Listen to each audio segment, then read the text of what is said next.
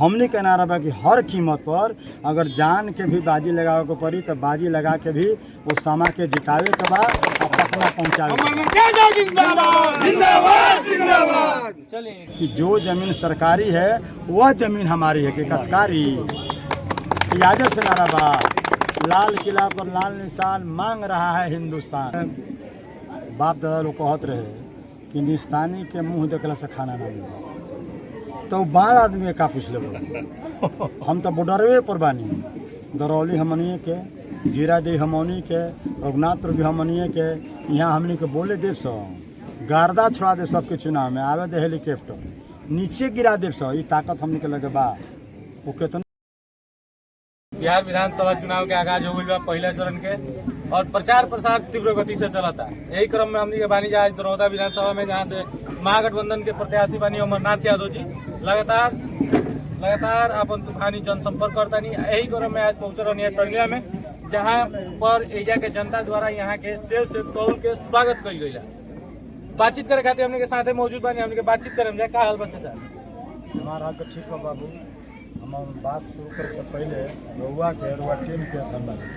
चलिए आज आई रही या बड़का टोनीला गांव में सेल से तौल के स्वागत कर दिया क्या कहे के चाहे मैं जगह जनता के ये तो जनता के खुशी जे बा अंदर के जौन जज्बा बा वो लोग सेल से तौल के भी व्यक्त कैल है कि रुआ गठबंधन के हम साथे बानी, रुआ हम साथे बानी।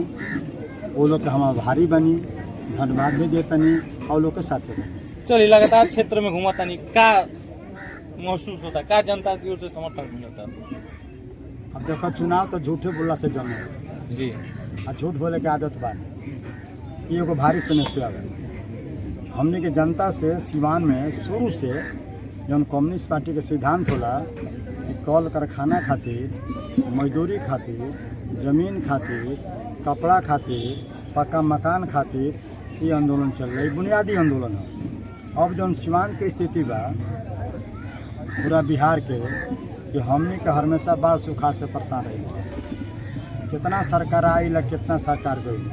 नेपाल के पानी से लाखों एकड़ जमीन हमने के डूब गया। आज तक स्थायी निदान ना पड़े ओकर हमने के नारा लगाई सब कि बाढ़ के करो स्थायी निदान तो अब हम देंगे टैक्स लगान। आज तक भी एक निदान ना भूल। पर्टिकुलर पूछब सिवान में तो हमने के मांग बा कि पहले चीनी मिल हमने खुले के चाहिए, चले के चाहिए। सीतामढ़ी भी खुले के चाहिए, चले के चाहिए। लेकिन अफसोस बा, दुख बा कि सरकार आई या सरकार जाई हमने के सपना साकार ना। हमने के लगे नहर बा में आज तक हम पानी नहीं देखे। गोपालपुर से उन्हें रुक जाला जमना से खेती होके धान रोपाओ अभियो पानी नहीं खे। हमने के अपना सरकार से मांग करे सो, अपना नेता से मांग करे सो फिर वह घोषणा कैले बानी तो एगो परिवार में एगो नौकरी मिले के चाहिए। ये महागठबंधन बा और सरकार भी बनी। दावा के बात बा, महंगाई के बात बा, बेरोजगारी के बात बा, भूखमरी के बात बा। एकरा पर रोक लागे के चाहिए। ये हमने के अपना सरकार से करे। चलिए दूगो और सवाल करें। चूँकि रउआ नेता के जे महागठबंधन की तरफ से मुख्यमंत्री के चेहरा घोषित कइल बा उनकर मैनिफेस्टो बा कि हम रोजगार पे बात करते हैं, रोजगार पे बात करत भी बाड़े। लेकिन विपक्ष में जौन एनडीए के टीम बिया सिवान में 2 दिन पहले 3 दिन पहले अमित शाह के सभा भइल हुई, शायद देख ले होगा रउआ। जितना विकास के ना बात भइल उतना से ज्यादा ओसामा साहब के बात हुई। तो हमको तो निंदे करते नहीं सब। इतना घटिया बात, इतना गैल बात शायद कोई देश के नेता बोल सके। ये अमित शाह बोल रहे हैं, हमने एकरा विरोध में बानी सन। वो कहले बड़े जो कोई भी कीमत पर ओसामा के जीत नहीं होना चाहिए। हमने के नारा बा कि हर कीमत पर अगर जान के भी बाजी लगावे के पड़ी तो बाजी लगा के भी ओसामा के जितावे के बाद पटना पहुँचावे। चलिए कल उत्तर प्रदेश के मुख्यमंत्री हिंदुत्व के नेता कहल जाला योगी आदित्यनाथ जी वहाँ के राजपुर फील्ड में हेलीकॉप्टर उतरी। सब नेता के जितना एनडीए के स्टार प्रचारक बन काहे राजेपुर फील्ड में हेलीकॉप्टर उतर किया। गांव में बाप दादा लोग कहत रहे कि निस्तानी के मुंह देखला से खाना ना मिले तो बाढ़ आदमी का पूछ ले हम तो बॉर्डरवे पर बानी। दरौली हमनिए के, जीरादेवी हमनी के, रघुनाथपुर भी हमनिए के। यहाँ हमनी के बोले देव सौ गार्दा छोड़ा देव सबके चुनाव में आवे दे हेलीकॉप्टर नीचे गिरा देव सौ। ये ताकत हमने के लगे बा वो कितने एक्सरसाइज करस, कितने हेलीकॉप्टर लिया हो। जनता महागठबंधन के साथे भी है। कहीं एने ओने ना कुछ एने ओने भरला तो और सरिया गइल बा कि बाप रे बाप हमने खून चूस लेलस कलस के सिलेंडर फ्री दे तो 1100-1200 हो गए। हमने के महागठबंधन के जो नेता बने वो कहता कि 500 में दे, 1500 रुपया दे, माई बहन योजना में 2500 रुपया दे, एगो परिवार के नौकरी दे। तो हमने कैसा के सरकार चाहिए आकि झूठा और लूट के सरकार चाहिए। लालू यादव बेईमान चोर बड़े इस देश में आई कुल लेके भाग गए सरपतिया उनकर हिट लगले कोनो ध के आयल है 1 रुपया खाता पर हमने के आयल है। अब हमने के भी चलाक हो गए हमने के लोग अब जाग गए बा छीन ले बा पकड़ ले बा। चलिए एक तरफ रघुआ बानी एक तरफ सावंतवादी विचारधारा के नेताजी बानी, वहाँ के समर्थक लोग कहा था कि वामपंथी लोग पूर्व में सरकार में रहल बा सत्ता में रहल बा गर्दन काटे के काम कइले बा। हमके तो सत्ता में बाबू नीतीश रहल जो कहले बा झूठ बा ओकरा जानकारियो नहीं कहे के मतलब कि रघुआ विधायक में रहनी सीपीआईएमएल के लोग विधायक में रहल बा। सरकार में तो हमने केना रहनी आज भी हमने सरकार में नहीं गई अंग में बानी नु अंग में रहनी घटक हमार दल घटक जी हमार पार्टी मंत्री मिनिस्टर कोई नहीं। हमारा पार्टी के नीति बा कि अगर नीति निर्धारण के ताकत हमनी के विधायक के लगे नहीं खे तो हमनी के मंत्रिमंडल में शामिल ना होकर के चाहे पछल पर कहाँ रहनी।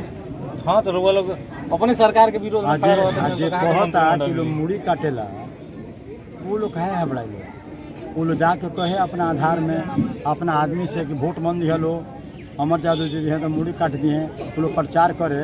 हमू गरीब से कहे कि रउआ लोग सोचा जो हम केकरा खातिर आंदोलन करीले कम्युनिस्ट पार्टी केकरा खातिर लड़ेला तो वो लोग जाना था तो भूमिहीन किसान के जमीने खातिर आंदोलन करीले नारा दिले कि जो जमीन सरकारी है वह जमीन हमारी है कि कसकारी इजाजत से नारा बा।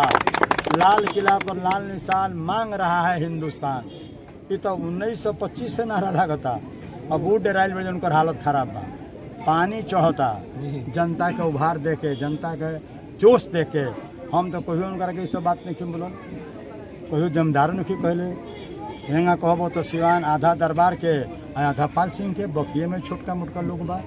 हम तो कभी नहीं कहले हम अपन वोट मांगतनी अपना लोग के जगावतनी कि लोग जागी आ अपन दोस्त दुश्मन के पहचानी। अब कहाँ जमींदार कोई खत्म हो गए 1954-55 बा कोई जमींदार और शेष रह गई बा। हाथी मर गई शिकारवा लेके घूमत हमारा हाथी रहे सीकर हाथी अब बहाना काम खत्म बा। हाँ लालू जी एगो जौन काम कर दिले शायद अभी तो देश में कोई नेता नहीं थे।